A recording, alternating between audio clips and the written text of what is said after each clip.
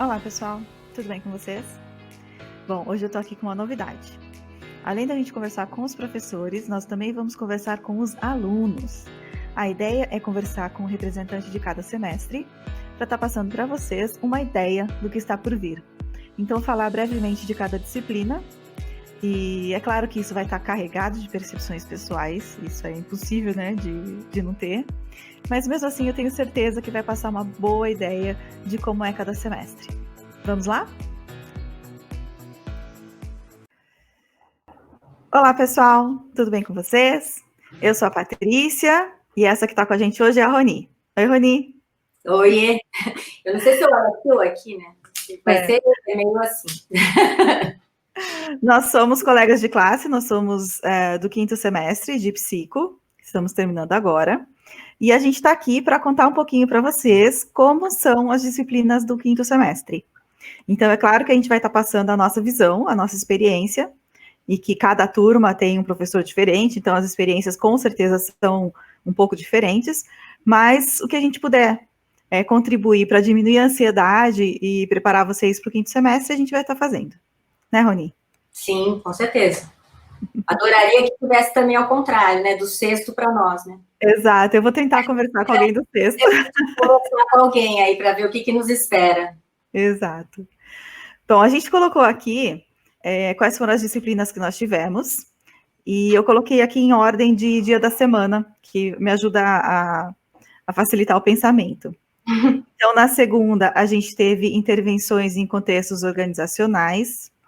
Na terça, abordagens psicológicas contemporâneas. Na quarta, processos psicológicos na infância e adolescência.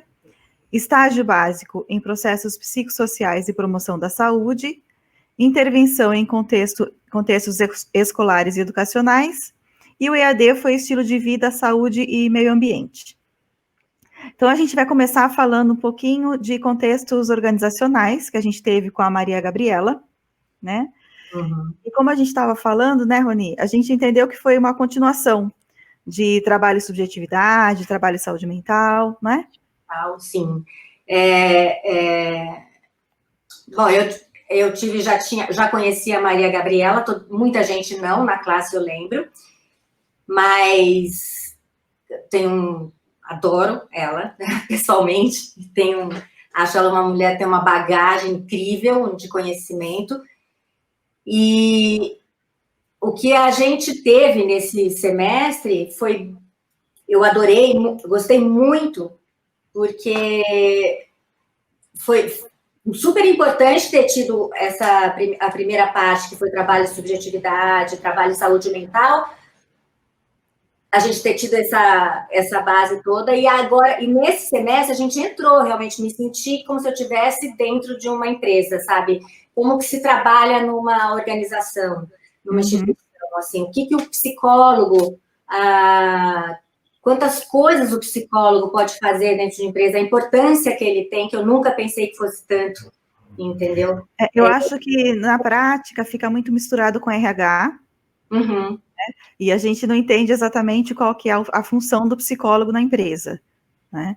Mas estudando essa disciplina, a gente vê que existem inúmeras possibilidades e que elas são realmente importantes, né?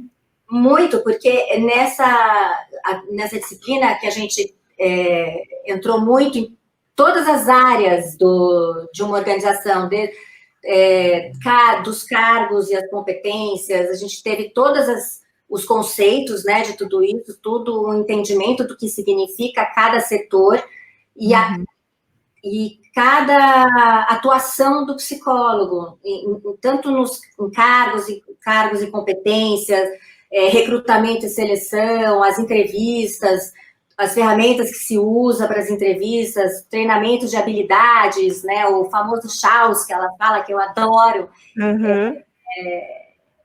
tipo, gestão de desempenho, avaliação, né, de desempenho. Então, é muita coisa que o profissional da psicologia pode fazer dentro de uma empresa, entendeu? A visão que me deu, assim, uma visão muito maior do que trabalhar numa empresa, um psicólogo organizacional, entendeu? Ele realmente organiza uma empresa, né?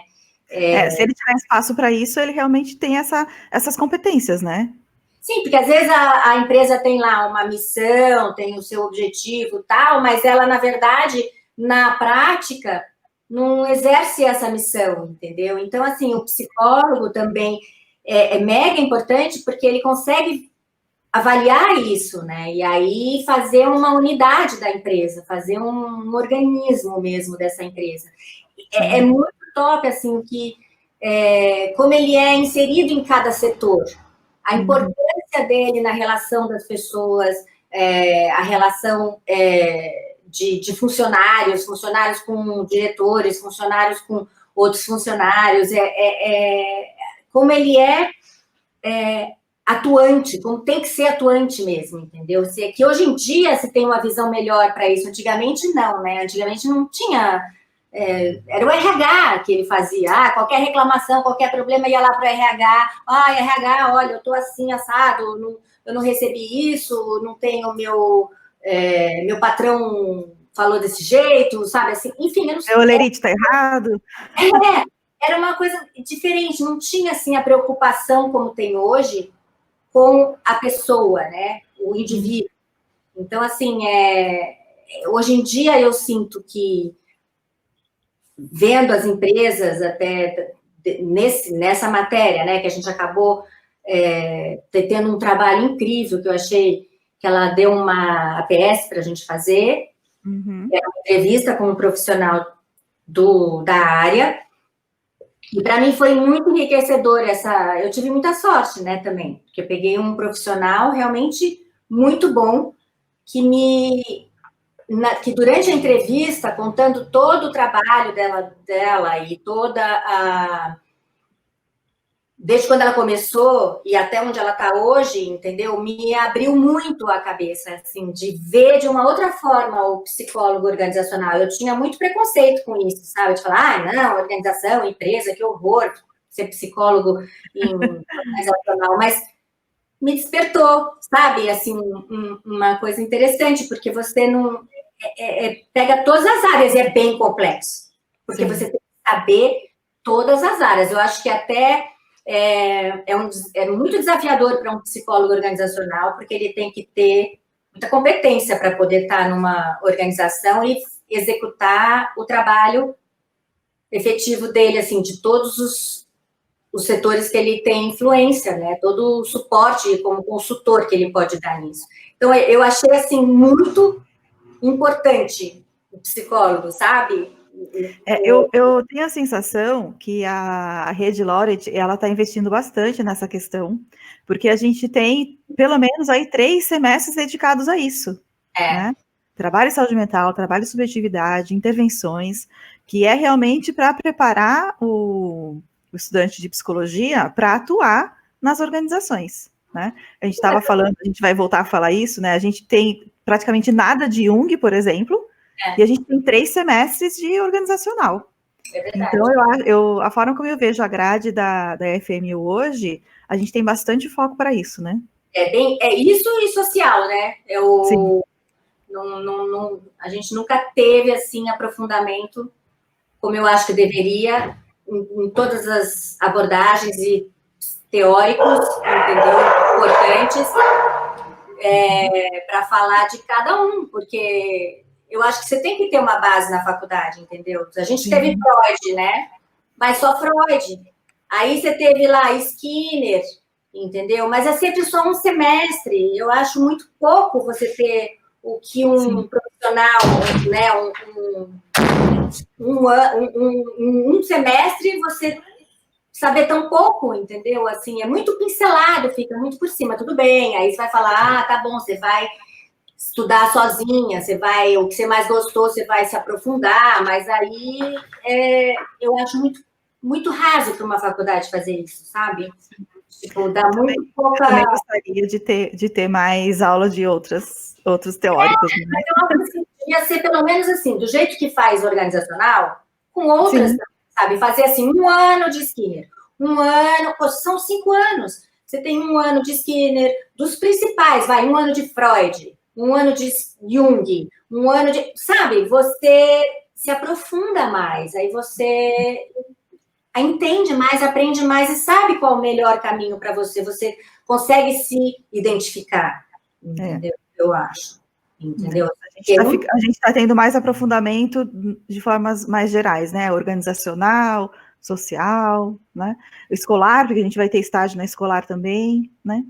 Mas organizacional eu até entendo que eu acho que deve ser, tá, assim, bem focado, porque se você pensar, você passa a maior parte do seu tempo trabalhando. Então, é onde você gera mais estresse, entendeu? Então, é onde você... E muita gente trabalha naquilo que não gosta, entendeu? Trabalha porque tem que pagar as contas no fim do mês. Então, assim, eu acho que é muito legal, muito... Eu acho que pega muito foca bastante nisso, porque é onde as pessoas estão ficando mais doentes também, entendeu? Sim. Eu acho. Cada vez mais.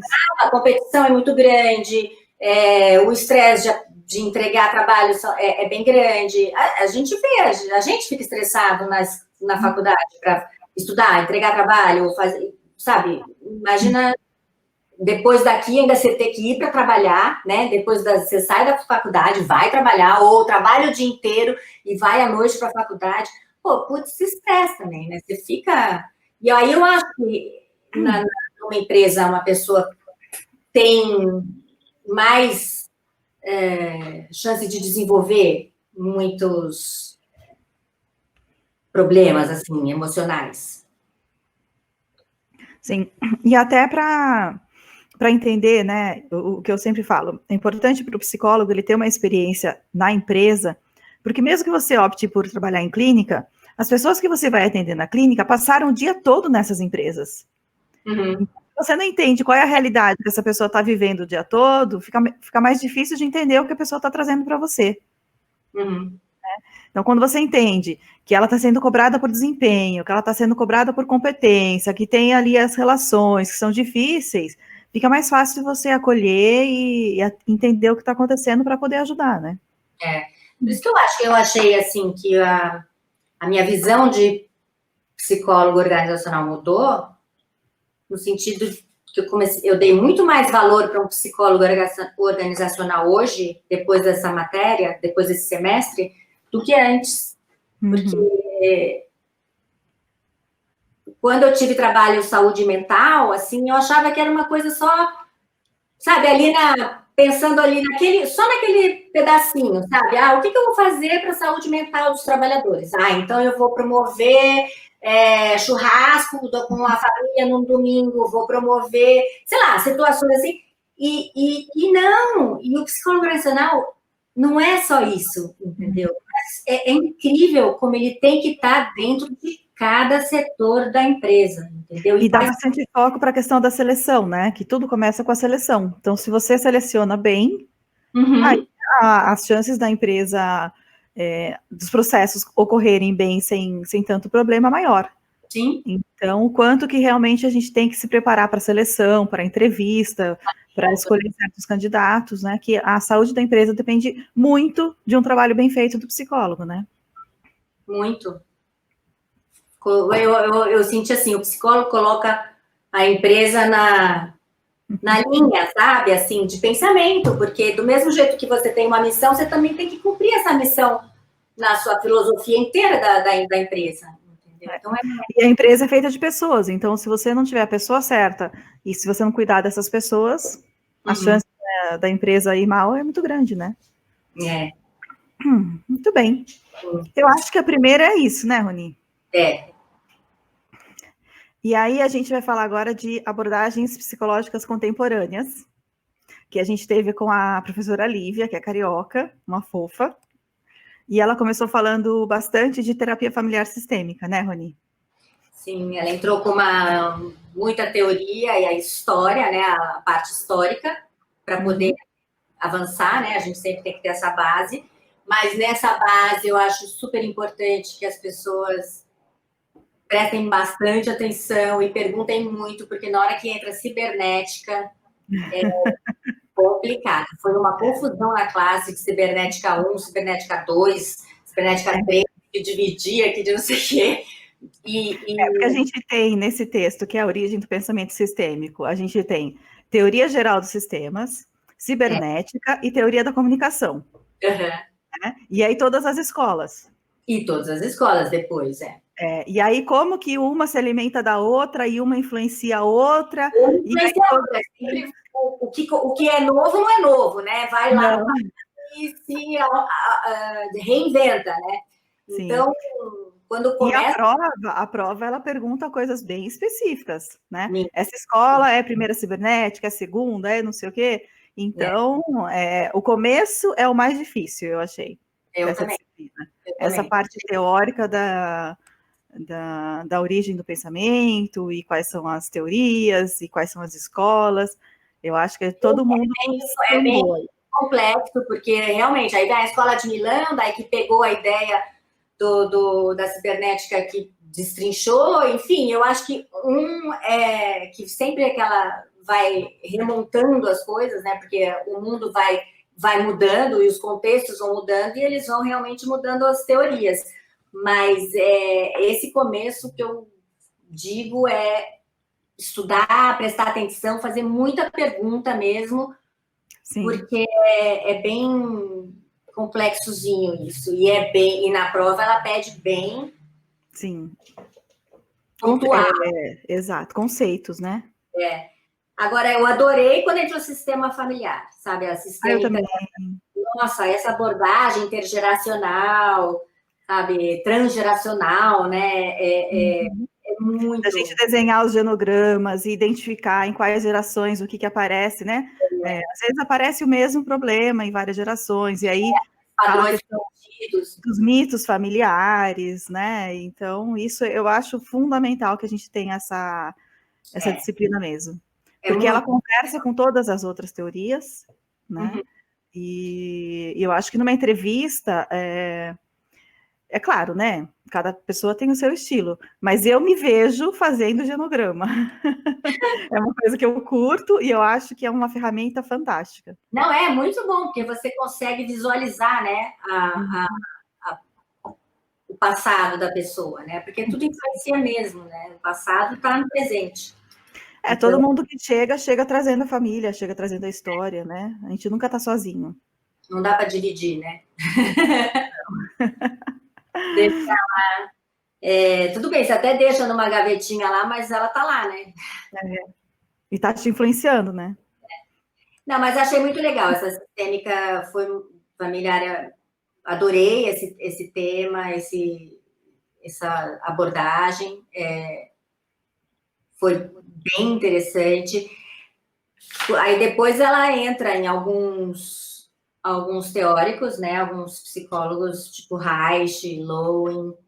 Aí ela fala, acho que a gente teve 3 aulas de Reich e 2 de Lowen, não foi isso? Reich teve bastante, porque... Porque Lowen é a bioenergética, que veio de Reich. Aí depois a gente teve uma única aulinha de Jung. A tristeza de quem gosta do Jung, né? Porque tem muita gente que não gosta. Sim. Mas só teve ele porque teve na Lowen, com a terapia dele de corpo e psique, ele se baseou em Jung, né? Na parte do corpo e psique. Então, assim, acho que foi obrigado a falar um pouquinho de Jung só para dizer da onde veio. Para contextualizar, porque senão não teria nem falado de Jung. Porque só fala assim, é Jung e o corpo, né? Então é muito relacionado a essa questão. Não tem realmente uma visão sobre a psicologia analítica, isso a gente não teve. E deveria ter tido, porque... Na nossa opinião, sim, né? Que é Jung forever, né, Rony? Acho que é tão importante para mim, até mais do que o Freud, entendeu? Sim, para mim também. O Freud é mega base para psicanálise, entendeu? Sim.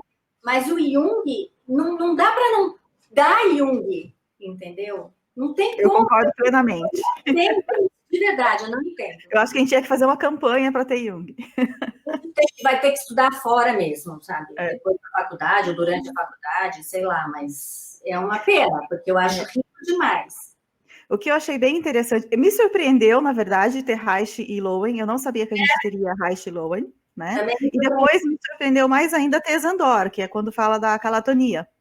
Então, o toque sutil nos pés, na cabeça e tal, eu não esperava ter isso na faculdade, porque existe tanto preconceito com essa questão do corpo, Uhum. Eu acho que hoje a psicologia, ela está tão limitada, né, a questão da fala, e muitas vezes da distância, manter a distância com, com o paciente e tal, que me É. surpreendeu. Eu fiquei bem feliz de ter... não pode nem olhar. Essa não é a minha linha, com certeza. A minha Então, eu fiquei bem feliz a gente ter tido pelo menos uma ideia do que é a calatonia, né? E acho que de todas, essa é a minha disciplina favorita. o que entra a Reichl, essas coisas em função da psicossomática, né? Porque no fim Sim, o corpo fala, né? Então o corpo acaba se adoece, o corpo adoece em função da sua psique. Então sim. é uma psicossomática que se somatiza todos os seus problemas e te dá uma doença, ou uma dor, ou qualquer coisa. Então, o corpo acaba falando por você quando você não consegue falar, né? Como a professora colocou uma citação do Jung, é impossível a gente separar, né? O corpo da psique. Uhum. Então, é muito fácil assim, quando você fala assim, tô com dor de barriga, você está nervoso. Então, isso a gente aceita. Mas por que a gente não aceita que todas as emoções estão relacionadas com o corpo e todas as relações têm efeito no corpo, né? Tem coisa que a gente aceita com muita naturalidade sem pensar. Você tá com medo, ou com ansioso, você quer, ou com vergonha, você fica vermelho. O teu corpo reage no teu Sim, sentimento, na tua sensação, né? em tudo, né? Por que não toda a sua psique não influencia no Exato. teu corpo? Uhum. E influencia mesmo, né? Sim. Lembra nas aulas de Freud que ela falava, as mulheres histéricas, aquela mulher que ficou com a perna adormecida, entendeu? Uhum. Com a perna adormecida porque o pai deitava na perna dela, que estava doente, ela adorava o pai e tal. Enfim, o corpo acaba reagindo a todas as suas... O que você não consegue falar, o corpo fala. Esse que é É o o... que o teu inconsciente está aqui tentando te mostrar, né? É. E em algumas vezes ele é bem direto. Tá. Quando eu estava fazendo um trabalho no semestre retrasado, eu li sobre artrose.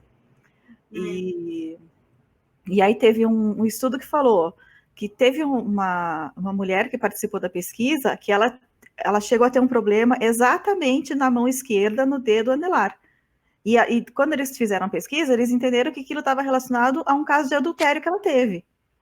Olha só. Então, olha como, né, ela não ter conseguido lidar com aquilo fez com que ela tivesse um sintoma físico exatamente no lugar da aliança. Então, não dá para a gente separar.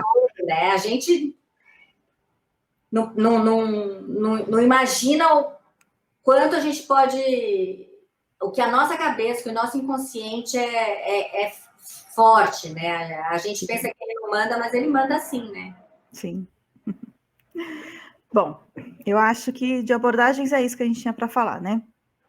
De abordagem a dica é estudar bem, perguntar muito de cibernética, perguntar muito no começo da matéria de terapia familiar sistêmica, da teoria e da história, né? Que aí eu acho que pegando bem isso daí, Sim. o resto foi tranquilo.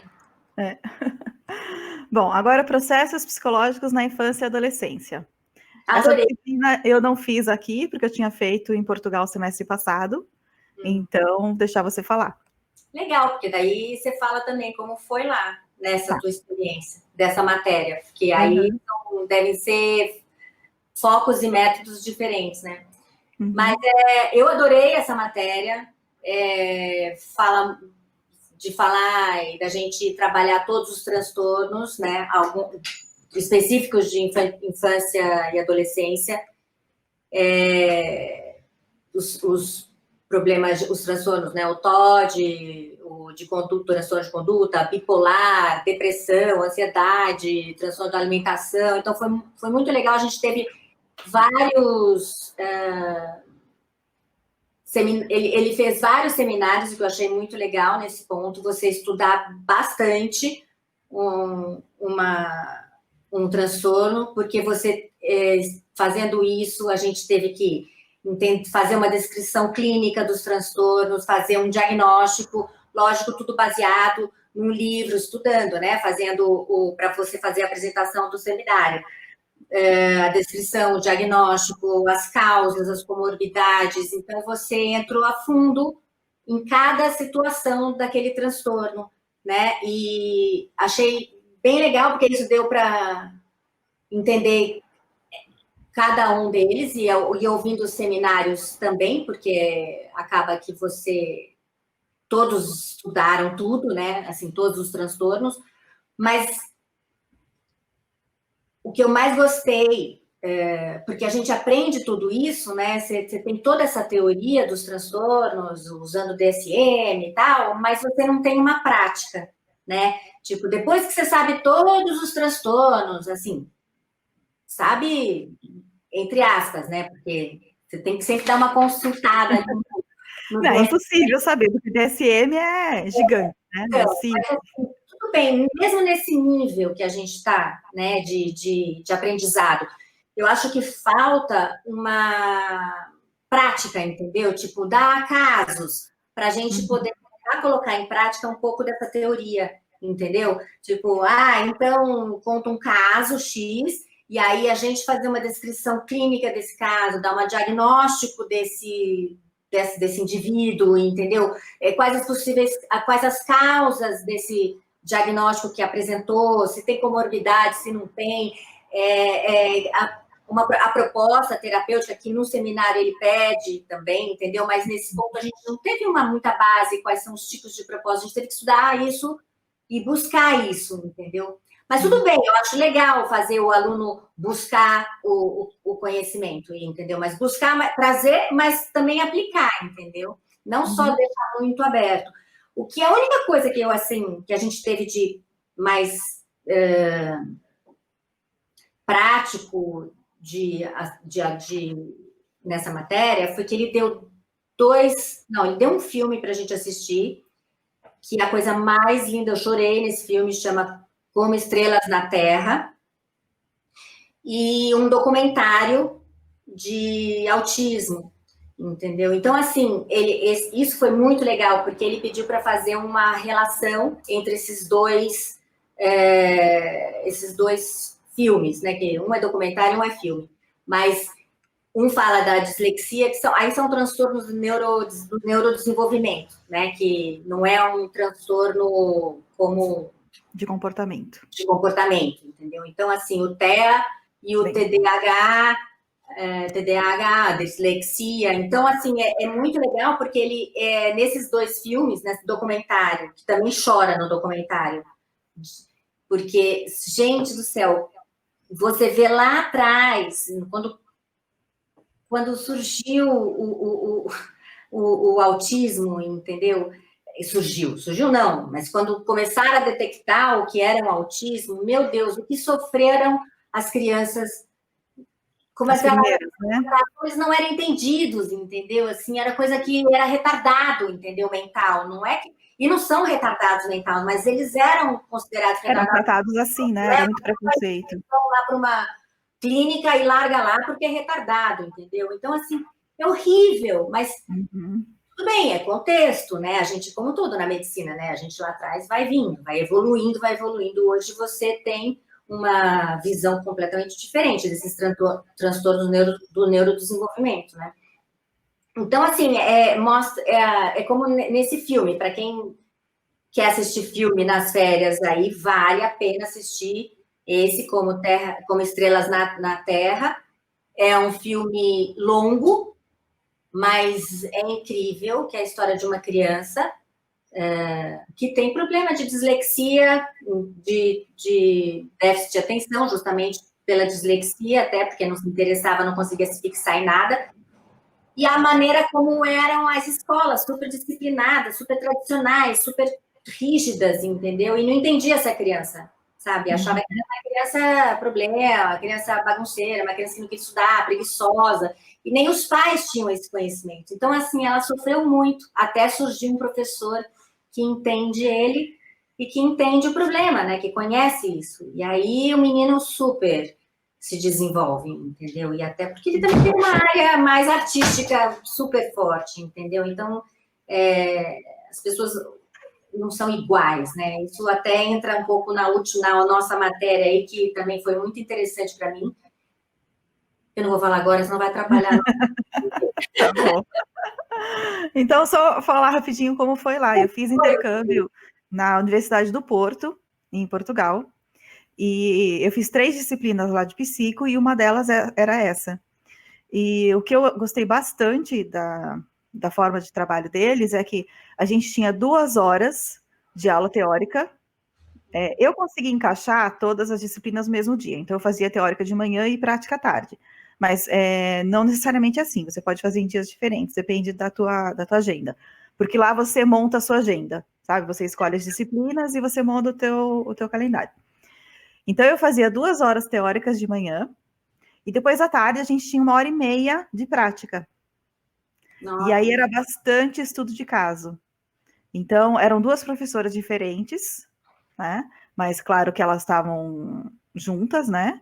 E aí à tarde a gente tinha bastante estudo de caso. Então, ajudava muito a gente a sedimentar o conhecimento. Né? A teoria, né? Exato. Então, a gente tinha os estudos e tinha que consultar o DSM e entrar ali na questão do diagnóstico e tal. E aí, o que eu estava conversando com você um pouco antes, né? Que quando a gente olha só para o DSM, ali tá tudo separadinho, transtorno por transtorno, e aí, você fala, então o autismo é isso e tal, né? E quando você vai para o estudo do caso, as coisas não são assim. Vem tudo meio que misturado. Muitas vezes a primeira leitura que você faz, você fala, nossa, tem tudo aqui. E aí que realmente por isso que ele é a prática, né? Porque ele te obriga realmente a pensar e a começar a descartar, não, isso daqui não isso está relacionado com tal coisa e tal. Então, eu acho que se tem uma diferença, é essa. Tá? Porque praticamente a gente também teve os mesmos transtornos, né? E a forma de trabalho foi um pouco diferente por causa disso, porque a gente tinha teoria. Muito mais legal, porque você consegue tudo na prática. A psicanálise saiu da prática para a teoria, né? Então, muitos, eu acho que a gente não, hoje que a gente tem a teoria, a gente pode usar na prática. Então, eu acho que não tem nada melhor do que você colocar mesmo numa situação. Por isso que os estágios eu acho super importante, mas eu acho os estágios, tudo bem, a gente vai começar agora, mas muito para o final, entendeu?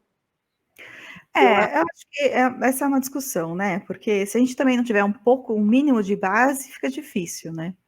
Eu acho que é por isso que a gente tem 5 anos, que é para dar tempo de ter ali um pouco da teoria e a gente está começando até antes do meio do curso, né? A gente está começando no quinto semestre. Oi? Era assim, será? Não era, né? Ou mudou agora? Não sei dizer isso, eu não sei dizer. Mas mudou muito a grade, né? Muita gente está no 6º, no 7º, fazendo adaptação de coisas que não tiveram, que a gente já teve, entendeu? As pessoas que pegaram a mudança de grade, a gente sabe que sofreram bastante, né? Mas eu acho que deve estar acabando, viu? Talvez seja essa última turma que está formando, porque eu acho que a nossa foi uma das primeiras que pegou a grade nova. Foi? Foi. Graças a Deus. Menos adaptações para fazer, menos matérias para se estressar. Bom, de processos, é isso, Rani? De processos, adorei. Você acaba.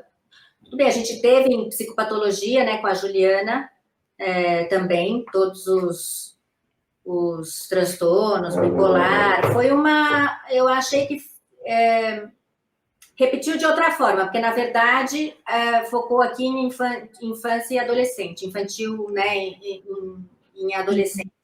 O que a gente teve com a Ju foi num geral, né, assim, sobre os transtornos, né, estudamos os transtornos e nesse processo psicopatológico agora, a gente já deveria estar tudo na cabeça esses transtornos, porque já tivemos, Mas aí foi mais para essa linha infantil mesmo, né? De infantil. E isso é uma diferença também. Lá eles têm primeiro o infantil, depois o adulto.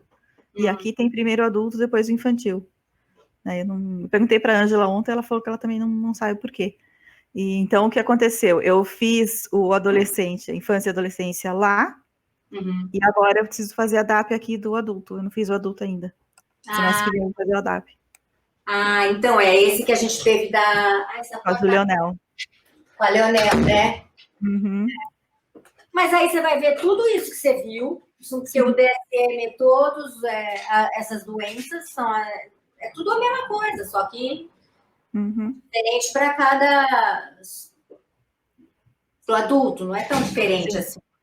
Não é tão diferente, né? Mas a gente entende que a infância e a adolescência ainda está em fase de desenvolvimento muito diferente, por isso que as disciplinas são dadas separado, né? E aí também tem outro tipo de terapia, né? Para criança e adolescente do que para adulto, né? Então as intervenções são diferentes. Forma de abordar, né? Os pacientes. Então, tá bom. Próximo, estágio básico em processos psicossociais e promoção da saúde. E a gente foi muito prejudicado com a questão da pandemia. Nosso estágio foi suspenso e foi retomado semana passada. E agora a gente tem 3 semanas para fazer estágio. É uma pena, porque essa matéria a gente se prejudicou muito com essa pandemia, né? A pandemia e não funcionou online, eu acho. Não é uma matéria para ser online. A gente fez os 20% online, né? Que era o estudo de casos, os SNAPs, mas agora o presencial a gente não vai poder fazer. Então, na verdade, o nosso presencial está sendo substituído por pesquisa, por entrevistas, por uma outra forma de estudo, né? A prática mesmo a gente não vai tem. ser agora, porque essa turma que vai do 4º para o 5º vai continuar no online. Então, eu acho que... Talvez eles peguem só o começo, né, online, que aí dá os 20%, e aí no final do semestre eles vão estar liberados para fazer o presencial. Eu acho que pode acontecer assim. Tomara, porque eu acho que é fundamental você estar num presencial com seu caderninho de bordo, entendeu? Escrevendo e analisando e presenciando e observando. Sim. Porque assim, o que a gente vai fazer não é muito... Não é. Não é. Então, o que a gente pode dizer é que para essa disciplina são separados em grupos, e aí cada grupo tem que escolher uma instituição, né? E são 10 horas de estágio. Então, normalmente essas 10 horas são divididas em 5 visitas de 2 horas. E o grupo vai na instituição, né? E faz observação, faz entrevista, várias coisas, né, Rony? A gente acha, a gente não fez. E vai escrevendo no caderninho de bordo tudo que está acontecendo. Então, assim, eu acho que é super imprescindível isso. Tomara que a turma que vá para o 5º agora, até o final do ano, essa coisa de online termine, entendeu? E a gente possa começar a estar presente na faculdade e poder atuar, né? De forma mais eficiente, eu acho. Entendeu? Sim. Não fica Mas eu acho que dentro das possibilidades é isso que a gente podia fazer. E semestre que vem a gente vai ter mais estágio, né? A gente também vai poder fazer estágio semestre que vem, então vai acabar, né? Tem matéria que até você está no online, entendeu? Mas é um online remoto, né? Um online mesmo, né? Não é um online EAD, entendeu? Porque ainda vai, que você tem lá o teu professor falando com você pode tirar uma dúvida ali na hora. Obviamente não é a mesma coisa que você está presencial, entendeu? Tem os colegas do lado, entendeu? Que você até troca uma ideia no particular e daí levanta outra dúvida, enfim, é muito mais dinâmico você estar presencial, obviamente, tanto na teoria como na prática, lógico, mas tem matéria que até dá para continuar assim, dessa forma, não é legal, mas é o que temos para hoje, para essa pandemia, mas os estágios deixam muito, não dá. é fazer as coisas nas coxas, sabe? Trabalho nas coxas, não gosto, entendeu? Não é a experiência que a gente estava esperando, né? Mas Não sei, tem que inventar um estágio online aí, assim, numa situação, sabe? Sei lá, colocar uma câmera numa classe ou colocar uma câmera numa classe, não, numa instituição, entendeu? Numa roda de conversa. Aí você está assistindo ao vivo uma roda de conversa. eu acho que todas essas possibilidades foram muito discutidas, mas por questão de tempo, por questão de recurso, não é uma coisa que, sim, você consegue implementar de uma hora para outra, né? Eu acho até que, pensando que essa pandemia, Deus nos livre, mas que algo parecido possa acontecer de novo, né? Eu acho que é algo que precisa ter ali na mesa para tem que estar na mesa para se discutir plano de contingência caso aconteça de novo, né? Mas não era algo que a gente podia ter uma solução assim tão fantástica de uma hora para outra, né? Não, mas eu acho que até acho que até funcionou muito. Eu acho que a faculdade se colocou, foi rápida, entendeu? Foi se adaptando muito rápido. Tanto eu acho que a FMU foi uma das mais. Eu acho que até mais para o professor do que para os alunos, entendeu? Foi mais difícil, mas eu acho que a faculdade foi se adaptando muito rápido nessa situação, entendeu? Sim. E obviamente que o sistema não estava preparado para tudo isso, entendeu? A plataforma assim, de Blackboard e tal não estava preparada para tanto, mas eu acho que foi. Mas eu acho que deu conta e deu conta muito bem. É claro que teve problema, óbvio, sempre vai ter. Mas se a gente for comparar com muitas outras universidades, a gente não ficou sem aula. Teve faculdade que precisou de um tempo para poder ir atrás de um sistema e fazer tudo assim, né, no solavanco. Né? Não, é O que a gente precisou foi de algumas adaptações, mas já existia um sistema. Então, sim, eu acho que nesse sentido a gente foi um dos menos prejudicados. É que, é claro, a gente sempre quer excelência, né? A gente sempre quer excelência. A gente já está com tanta coisa na vida pessoal para se preocupar, tanto medo, né, de família, de amigos, que a gente não queria ter que lidar com problema com a faculdade, óbvio, né? Mas a gente também não gosta de ficar de muita mudança, né? Assim, é muito radical. Então a gente gostaria que tivesse sido sem problemas. Mas não é a realidade, né? Então, eu acho que foi um crescimento pessoal para todo mundo essa questão da pandemia e do online, né? Mas, enfim. Eu acho que foi a disciplina mais prejudicada. Sim, entendeu? Com certeza. E aí a gente já embala falando de intervenções em contextos escolares e educacionais, né? Um pouquinho, acho que, do que a gente está discutindo agora, a nossa situação. Não é a área da psico que mais me agrada, a questão da escola e educação. Eu entendo, sou fascinada pelas conquistas e tudo mais, mas não me vejo trabalhando nessa área, né? Só que, assim, eu amei tudo que a gente estudou. Eu fiquei muito... deixa eu esperar o avião passar. Eu fiquei muito surpreendida com a qualidade dos textos que a Ângela trouxe.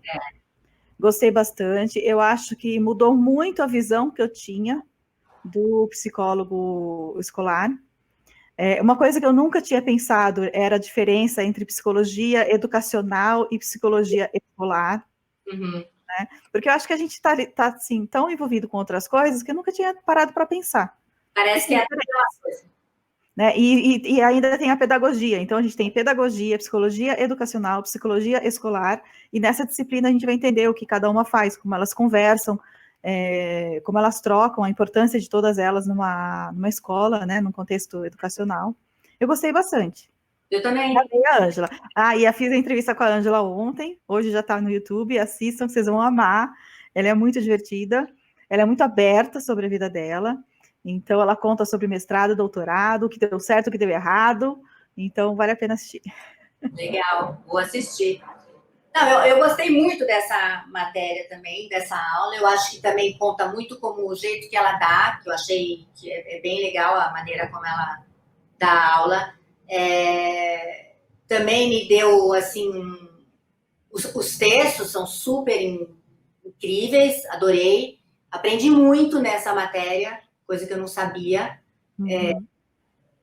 As discussões que a gente teve, sabe? Foi muito, muito legal essa diferença de psicologia escolar e educacional. E eu adorei. E também, como eu nunca pensei muito na escola, para mim, a gente passado, né, pensa assim, a escola é pedagogo, né? Pedagogo que faz essas coisas. Não, e não é. A importância do psicólogo nas escolas, assim, é super... até vendo o filme Como Estrelas na Terra, se tivesse um psicólogo na escola, teria enxergado, observado esse tipo de ação, de problema daquela criança, que não é uma criança retardada, entendeu? Então, assim, o problema que, assim, que eu gostei muito de ver nos textos e as discussões que a gente teve,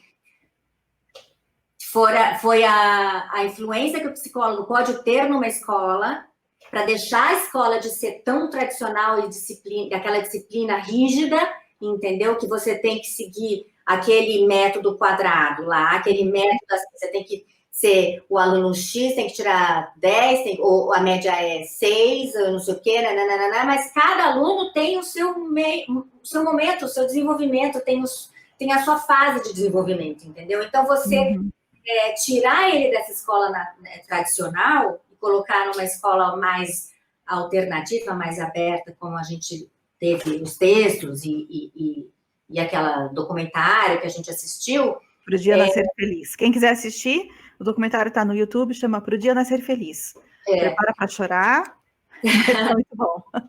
Então, porque você consegue ver que a criança tem a sua fase de desenvolvimento. Às vezes não está emocionalmente madura para passar de ano, ou para entender aquele formato que é dado, entendeu?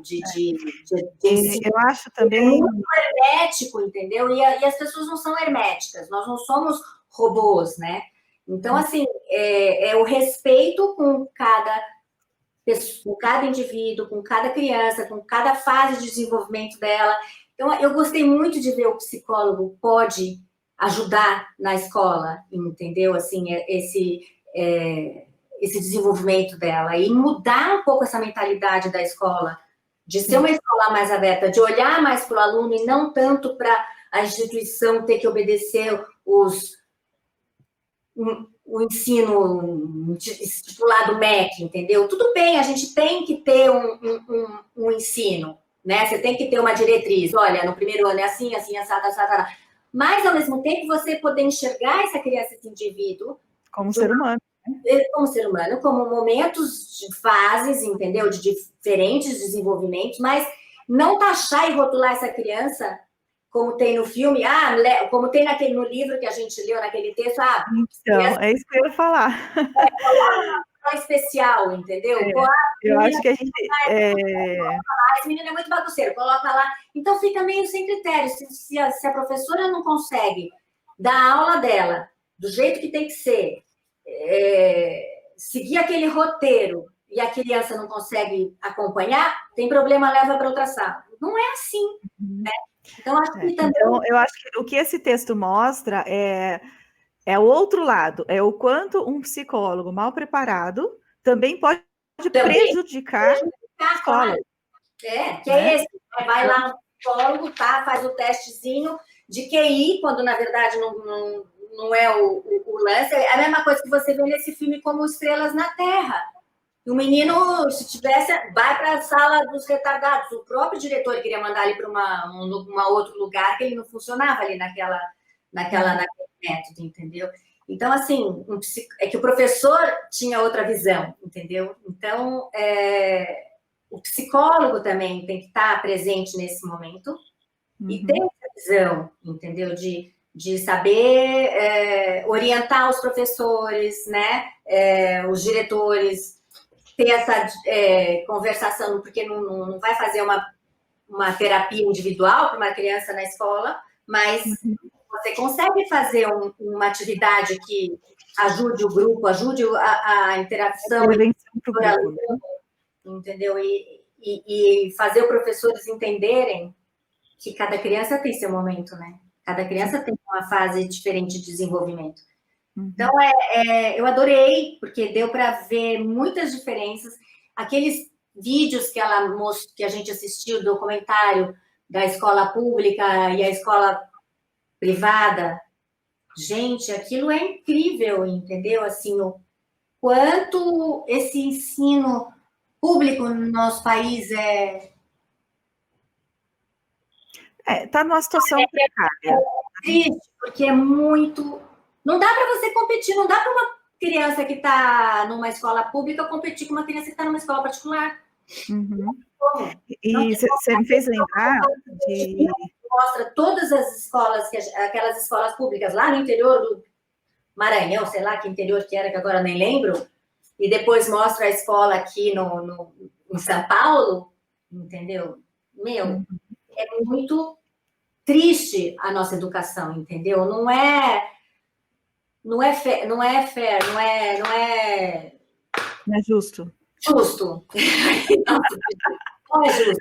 Eu me lembrei quando eu estava lá em Porto, e eu peguei um Uber e era uma mulher, era uma senhora de 40 e poucos anos. E a gente estava conversando e ela falando sobre educação. E ela falou, olha, aqui em Portugal já começou também. O filho da minha vizinha já falou que ele não precisa estudar, que ele vai passar de qualquer jeito. Então, eles estão com muita preocupação que a qualidade do ensino caia. Mas vai cair, óbvio. Né? Então, eu acho que isso mostra o tanto que também existe espaço na educação para o trabalho do psicólogo, né? Com todo esse conhecimento, para estar contribuindo, o psicólogo educacional, né? Para estar contribuindo com a pedagogia, na formatação, né, dos estudos. E tem muita luta aí, o psicólogo, ainda mais nessa área pública, né? Eu acho que quem tem bastante energia e bastante vontade e quer transformar o mundo, eu acho que a psicologia educacional escolar é um excelente campo. E é mesmo, porque realmente é revoltante, dá vontade de entrar lá no meio e falar, escuta, gente, abre o olho, vamos mudar isso tudo aqui, não tá certo, entendeu? Mas exatamente, é querer transformar o mundo. E é verdade, cada pessoa que você transforma uma sociedade, entendeu? Você transforma o mundo. E a educação está na base, né? E a educação é a base. Mas é uma luta mesmo. Muito bem. E por último, a gente tem aqui o EAD, que foi estilo de vida, saúde e meio ambiente. Você quer falar sobre esse? Não.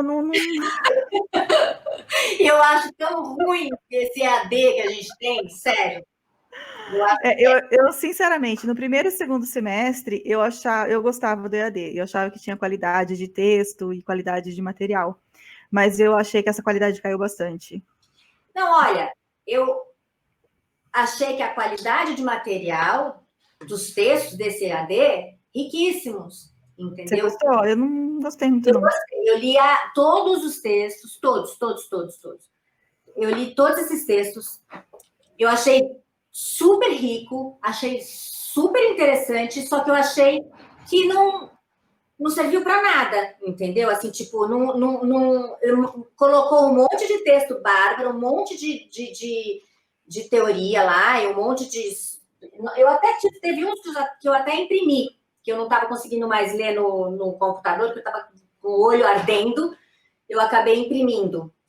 Mas os textos são ótimos, são muito bons. Só que eles não pedem nada, entendeu? Assim, eu acho péssimo. Você vai fazer a prova e não é aquele contexto, né? Não é aquele conteúdo. É ridículo, não combina uma coisa com a outra. O que eu acho que o EAD devia ser, então, como uma aula online que a gente está tendo, entendeu? Exatamente. Aí sim a gente poderia considerar que a gente está tendo aula, né? Lógico, porque são textos tão legais que você podia ter discutido, e aí... E você lê e você não sabe se você está interpretando certo, interpretando errado. entendeu? Porque não tem lá um professor também que está falando com você, ou que está dando uma aula, e você tem a condição de discutir, até porque mesmo na hora da prova que você quer fazer uma revisão, você não consegue, entendeu? Então, você não sabe por que não o que você, nas dissertativas, né? Por que eu tirei aquela nota? O que eu não entendi? O que eu entendi? Faltou na minha resposta. Eu pedi revisão e não tive, continuei sem feedback. Não existe feedback, entendeu? Então, assim, tinha que ser um professor ali online, entendeu? Como a gente teve na aula remota, falando, sabe? Tá bom, não dá para fazer ao vivo, então grava como a gente assiste as aulas gravadas, entendeu? E aí tudo bem, isso não, ainda nem é o ideal, tá? Tô falando assim, como a gente teve aulas gravadas. É melhor do que o que a gente tem hoje. Melhor do que hoje, entendeu? Então, pelo menos o professor te fala lá, lê, explica. Eu não sei, é que tanto texto, acho que no texto você tem que ter discussão, entendeu? Sim. Não adianta entrar naquele... O aprendizado está na troca, né? Como é que chama aquele negócio lá que você entra no... Fale com o professor. No fórum. No fórum, Aí você vai lá e escreve lá o que você entendeu. Aí vem um outro lá que fala não sei o quê. Mas aí fica uma coisa sem... Solto. Entendeu? Eu acho muito ruim. Eu acho que a ideia é muito boa, mas você precisaria ter um professor dedicado, né, a estar mediando aquele fórum e estar corrigindo os nossos pensamentos onde a gente errou, né? Então, falar, não é bem assim, isso você entendeu, mas você precisa fazer uma relação com tal coisa. Eu acho que a ideia, ela é boa, mas a implantação não está sendo ideal. Porque os textos... Sério, Paty, os textos são muito legais, todos, até das doenças, de tudo, da nutrição, entendeu? Assim, porque tudo está interligado, todos. Sim. Mas, assim, eu achei que ficou falho nisso, entendeu? Porque você lê textos ótimos e você tem questões que não te acrescenta nada, entendeu? Uma dissertativa lá que você faz e você não sabe por que você tirou a nota, porque você falou mais da tua cabeça, você falou mais fora, você fugiu do texto, você foi não sei aonde, sabe? Então fica muito subjetivo demais, entendeu? Assim, não fica nem subjetivo, acho que fica aleatório demais, sabe? Assim, fica muito solto mesmo, sabe? Sei lá quem corrige. Não existe retorno, só isso. Eu acho que tinha que ter uma pessoa mesmo para... Como a gente tem nas online. Sim. Nem que não seja ao vivo, como nós temos remotamente, mas gravado, pelo menos, né? Bom, de uma forma geral, foi um semestre muito rico, né, Roni? Foi.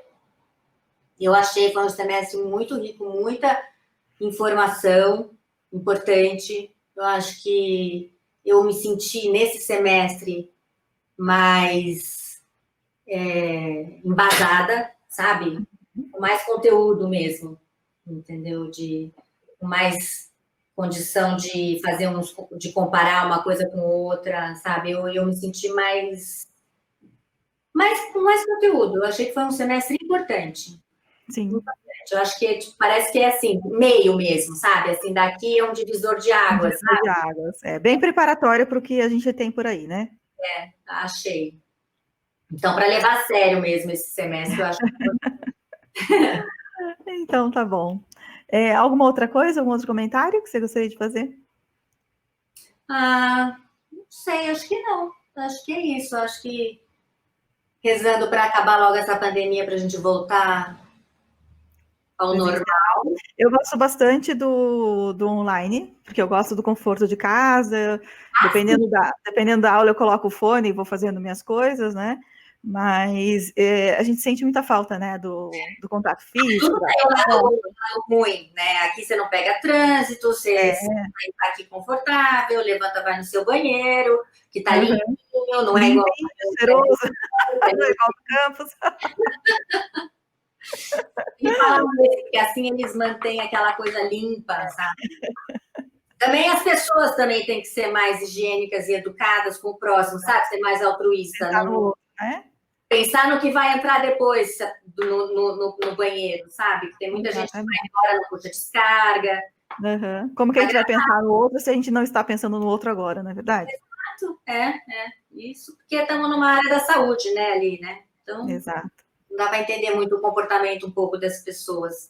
Mas é isso, acho que não tem muito mais o que falar, eu acho que é isso aí. Eu também acho que foi bem... Tá em casa, com certeza. Oi? É bom estar em casa, a gente tem esse lado bom, mas tem um lado ruim desse... Eu sou uma pessoa muito de pegar, de falar, de, sabe, abraçar, eu sou muito... Muita falta desse... Você deve ter sofrido mais. Presencial, Sim, mesmo. Então, tá bom. A gente espera que essa conversa ajude bastante o pessoal que está vindo do quarto semestre. E se vocês tiverem alguma pergunta específica, pode colocar nos comentários que a gente responde, né, Rony? Com certeza. Então, tá bom. Obrigada, Rony. Boas férias. Boas férias para quem está de férias. Férias da escola, né? Da faculdade, não férias de trabalho, porque o trabalho continua, né? Exato. Então, tá bom. Obrigada. Obrigada, Paty. Tchau. Tchau. E aí, pessoal? Gostaram? Muita expectativa para o quinto semestre? Sejam bem-vindos. Eu espero que vocês curtam muito. Aproveitem cada disciplina, cada professor e cada ensinamento. Se vocês ainda não se inscreveram no canal, podem se inscrever, ativar o sininho, curtir o vídeo, compartilhar com os colegas e seguir também as outras mídias sociais. Eu espero vocês na próxima entrevista. Um beijo!